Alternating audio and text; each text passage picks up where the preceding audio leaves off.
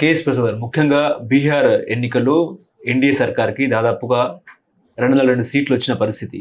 ఓవరాల్గా ఫలితాలను మీరు ఎట్లా అర్థం చేసుకున్నారు, ఏం చెప్తారు సార్? ఎవడైతే సెఫాలజిస్టులు ఉన్నారో ఇకనైట్ నుంచి సర్వేలు అంచనాలు దేయించి నోరు మూసుకుని ఇంట్లో కూర్చొని వాడిపోయిన వాడు చేసుకోండి, ఇంత ఏం కావు. పైపచ్చి ఎలక్షన్ కమిషన్ నేను వెళ్ళి అమిత్ షా గారికి కాళ్ళకి దండం పెట్టాడు సాష్టాంగం, సభకు నమస్కారం అర్థం.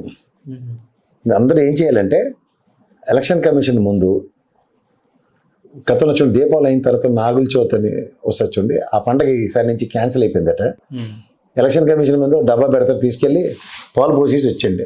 ఎందుకంటే మనం చిన్నప్పుడు చూడండి స్కూల్లో అట్లను ఎవరైనా చెప్తారు నాగరాజా అని ఏడిపించుకున్నాం, అలాంటి నాగరాజా డ్యాన్సులకి వాళ్ళని మించిపోయిన వాళ్ళు లేరని అర్థమైపోయింది. కాబట్టి సార్ మీరు ఎలక్షన్ రోజు మాకు సెలవు ఇస్తారు కదా సార్, ఈ పోలియో సొక్కలు కాటికి ఇంటికి వచ్చి సొక్కలేసి ఒకే రోజులో ఎంతమందికి చేసినట్టు ఎలక్షన్ రోజు అందరికి వచ్చి సొక్కలెట్టండి. ఓకే, పర్సంటేజ్ మీరే చెప్పిండి.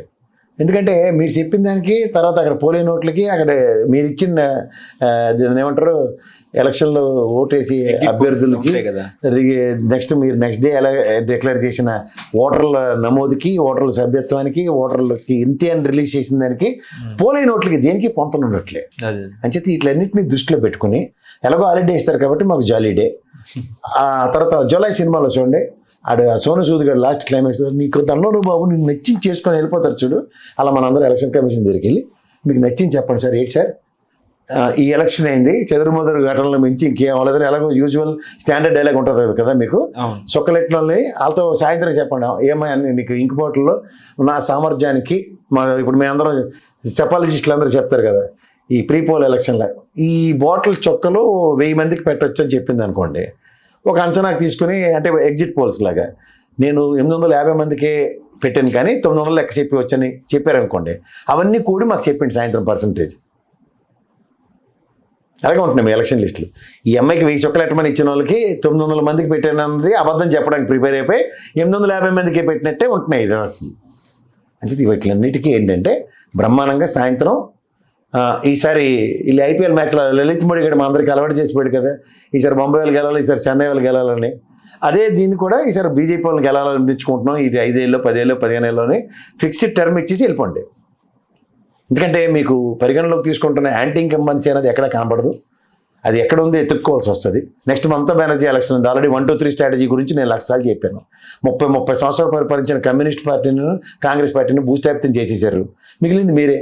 దానికి సామెత ఏంటంటే ఏ మొగుడు లేనప్పుడు అక్క మొగుడే దిక్కు. కరెక్ట్గా అక్కడ బంగ్లాదేశ్ వాళ్ళు వచ్చారు, ఈ దిక్కుమాల పాకిస్తాన్తో యుద్ధం, బాంబులు, నెక్స్ట్ రోహింగ్యాలు, మా బండి సంజయ్ అని చెప్పారు కదా వేరే పార్టీ వాళ్ళు అందరూ కూడా హిందువులు అయిపోవాలి, హిందువులుగా బీజేపీకి రావాలని.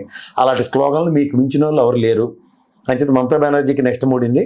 ఇంకా సౌత్ ఇండియాలో ఇంకా టాలరెన్స్ లేదు కాబట్టి స్టాలిన్ గారు కొంచెం తేరుకోవాలి కాబట్టి ఇంకా తేరుకొని ఇస్తానికి టైం ఇస్తారేమో అని ఆశావాదిగా అడుగుతున్నా.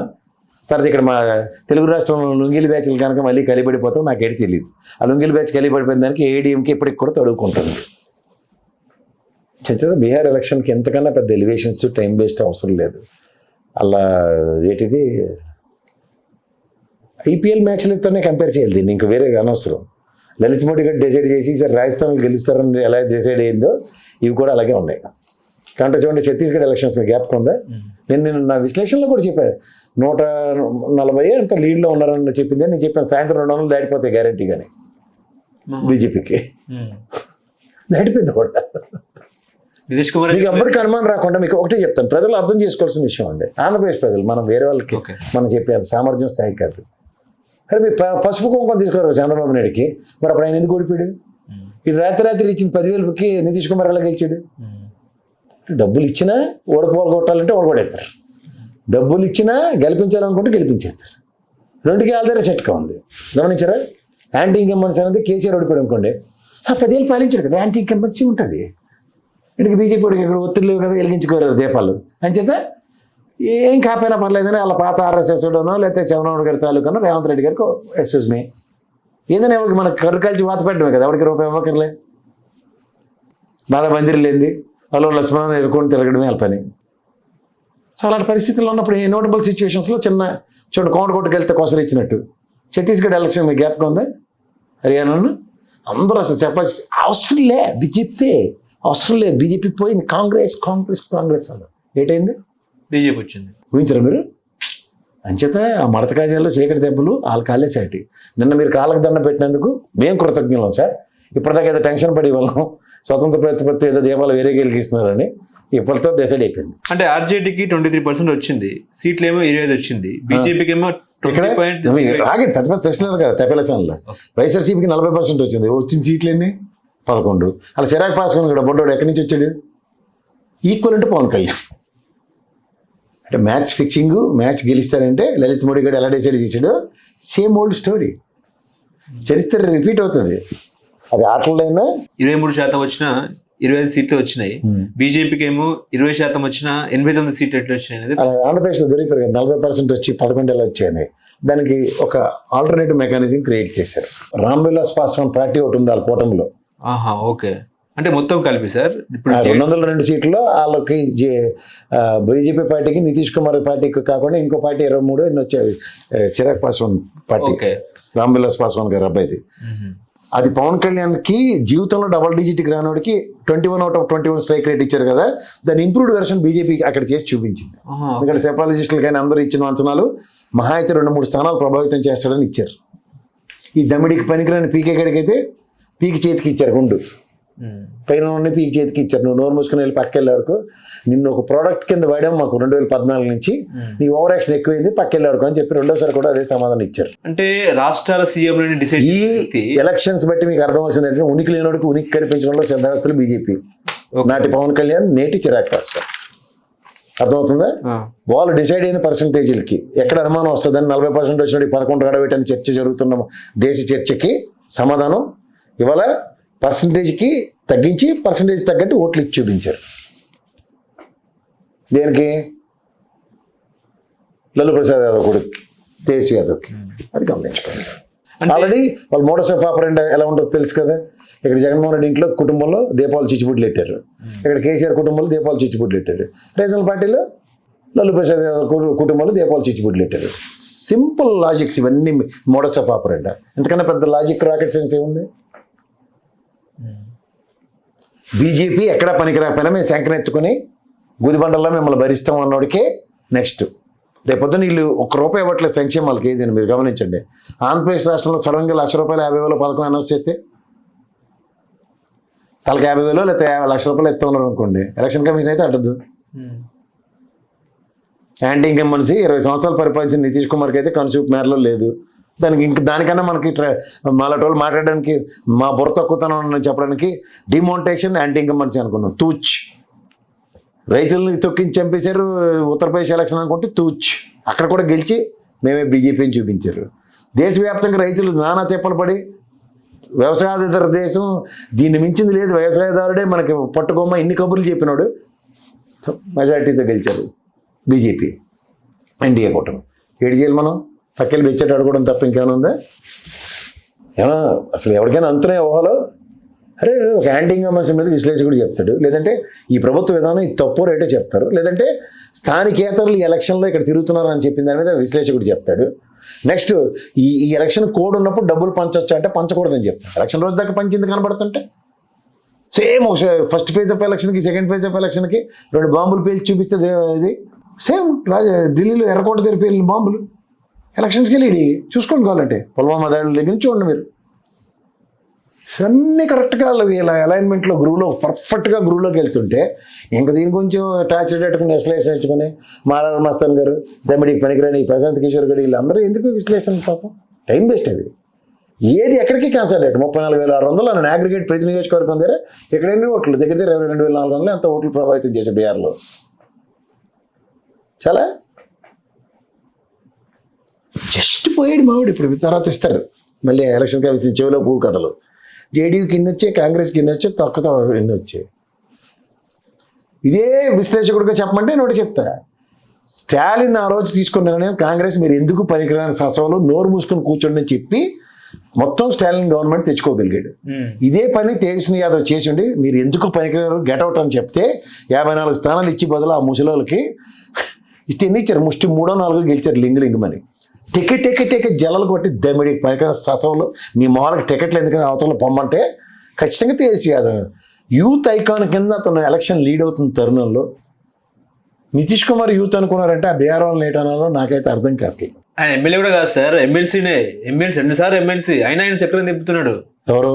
నితీష్ కుమార్ తిప్పుతాడు. ఏటగాడు వెలువాడు ఏదనట పులి బొమ్మ చూపించిందని సామెత ఉంటుంది. ఆయన ఎట్లా చక్రం తిప్పుతున్నాడు అర్థం కావట్లేదు అసలు. చక్రం తిప్పడానికి వేలు కావాలి కదా, వేలు నీదైనప్పుడు చక్రం అది తిప్పుతాడు, భూచక్రం. ఇప్పుడు సర్కస్లో ఉంటాయి అన్ని, పుల్లు, సింహాలు, కోతులు, మెల్లలు అన్నీ ఉంటాయి. పులి నడించినోడు మొగడా, పిల్లితో గెంతించినోడు మొగడా అంటే మా ఇంట్లో కూడా పిల్లి గెంతారు సార్, అదే పెద్ద అంటే పుల్లి నడించినోడే మొగడు. నితీష్ కుమార్ చూసి మనం నేర్చుకోవాలి ఇక్కడ ఆంధ్రప్రదేశ్లో. నా వల్ల ఈ ప్రభుత్వం ఉన్నప్పుడు నాకు ప్రభుత్వం ఇస్తే అని సాధించుకోగలిగాడు. అదే ధీమాతో ఉన్నట్టున్నాడు ఆయన. నెక్స్ట్ ఎలక్షన్కి అదే ధైర్యం అనుకుంటాను. 50,000 మీకు మెజార్టీలు వచ్చాయి కదా, 10,000కి వస్తాయని చెప్తుంది వాళ్ళకి చంద్రబాబు గారు. దీన్ని బట్టి కూడా మనం అర్థం చేసుకోవాలి. If you can read in between the lines, same as happened in Bihar. Maybe probabilities are very high. లేదా పవన్ కళ్యాణ్ గారు ఏ ప్రాతిపదిక మీద 15 ఏళ్ళు మేమే ఉంటాం, నదపాతాలని తొక్కేసాడు. సార్ ఈసారి నాకు ఈ ఆట ఆడుకోవాలంటే ఈ ఆట ఆడుకోవాలని ఆడించారు. అందులో ప్రజలే అరే మాకు ఇచ్చిండ్రు మేము ఆడ కొట్టుకున్నామని లేకపోతే భవన్ ప్రజలు కొట్టుకుంటారు. ఎవరినైనా ప్రపంచంలో ఏ ముఖ్యమంత్రినైనా శాసించే సత్తా నాకు ఉంది అన్న పీకే 0 స్థానాలకు ఎందుకు పరిమితం అయ్యారంటే ఏం చెప్తారు? దావు దర్పంతో చిన్నపిల్లల్ని అయితే మోసం చేయొచ్చు. గ్యారంటీగా గెలుస్తాను మమతా బెనర్జీ శంకలో దూరితే మమతా బెనర్జీ గెలుపు. స్టాలిన్ గ్యారంటీ గెలిచిన అందరూ చెప్తుంటే ఇది దూరితే గెలుపు.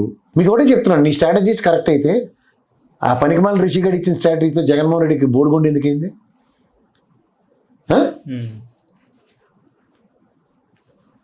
ఇది ముందు రోజు వచ్చి అడవడి చేసేస్తే నీ స్ట్రాటజీలు వర్కౌట్ అయిపోయి ఆంధ్రప్రదేశ్ రాష్ట్రంలో కూటమి ప్రభుత్వానికి 164 వచ్చాయంటే దానికన్నా జడ్డితనం ఇంకోటి లేదు. ఈ స్ట్రాటజిస్ట్ అసలైన స్ట్రాటజిస్టులు అసలైన సెపాలజిస్టులు అంటే ఎలక్షన్ కమిషన్.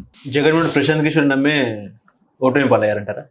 అర్థం తెలిసిన దైత్యకోట ఏదైనా తెచ్చి పెట్టుకున్నాడు ఋషిగాడిని. అయిపోయాకంటే ఏంటి పెకాప్ అని అర్థం. అప్పటికే ఆయన చంద్రనాయుడు కన్సర్న్ వెళ్ళిపోయినట్టున్నాడు బహుశా. అంతే కదండి. పనికార పథకం కూడా వస్తే ఏంటి చేస్తారు? అడ్డ మీద కూలిని పెడుతాను నేను, నీకు 100 రూపాయలు ఇస్తాను రేపు పనికి అంటారు. మీరు ఇమీడియట్గా కారు ఆపండి, నా పక్కన ఇంకో కారు మా ఇంట్లో 1000 500 ఇస్తున్నట్టు నాకు వస్తాడు, మీకు వస్తుండే. ఆడ అలాంటి ప్రసాద్ కిషోర్ కూడా టీం వాళ్ళు ఆడ ఎత్తి అవతలు కుదిరేసిన వాళ్ళు. కూలి ఎవడు ఎక్కువ వస్తే ఆడ జరిపోతాడు. వీడికి నాకన్నా తక్కువ కూలి ఎక్కువ వస్తుందంటే నేను కమిషన్ ఇస్తానంటే ఆడ జరిపోయారు. అదే కోర్టు ఆపరేషన్. మరి ఆ కోటరీ గ్రహించలేదంటారా? గ్రహిస్తే ఆడే ఉంటే తలచేరి ఎందుకన్నా శాంతి ఉంటుంది కదా, అది జరక్కే దైద్యం కదా. తాడేపల్లిలో కోటరీ గ్రహించలేదంటారా? తాడేపల్లిలో కోట ఏ పార్టీ అయినా గ్రహించగలిగిందా? అయితే ఏమవుతుంది సార్, మీరు కర్ణాటక బ్రహ్మాండంగా ఎరగదీశాడని చెప్పి తీసుకొచ్చి పెట్టుకున్నారు ఇక్కడ ఆంధ్రప్రదేశ్లో, తెలంగాణలో ఎన్నో వచ్చాయి. ముక్కుతో ములుతో 64 వచ్చాయి. అంత ఉన్నప్పుడు మరి 100 119 స్థానాల్లో ఎన్ని రావాలి? బిక్కుబిక్కులాడుకుంటే ప్రభుత్వం వచ్చేలాగా ఏ స్ట్రాటజీలు వర్కౌట్ అయ్యాయి? అబద్ధాలు చెప్పమన తర్వాత ప్రభుత్వం ఎన్ని అపవాదాలు మోయవలసి వస్తుంది? అన్నెసరీ ప్రామిసెసే కదా డెలివరీ చేయమంటున్నారు, అవి అవ్వవు కదా. ఇవన్నీ క్రిస్టల్ క్లియర్గా కనబడుతున్నప్పుడు ఎవరన్నారు మీరు? Okay, next Modi target Telangana or Andhra Pradesh, Tamil Nadu అంతేనా? అంత సీన్ లేదు. కేరళ ముందు వెస్ట్ బెంగాల్ వాడుకుని వస్తారు, దాని తర్వాత అప్పుడు స్టాలిన్ గారికి చెప్పొచ్చు. అప్పుడు ఆపరేషన్ గరుడనా లేకపోతే ఆపరేషన్ దక్షిణ లేకపోతే ఏంటి పరిస్థితి? ఇంకేం లేదు, operation Modi BJP via election commission అంతే. మనందరం నిమిత్త మాత్రమే.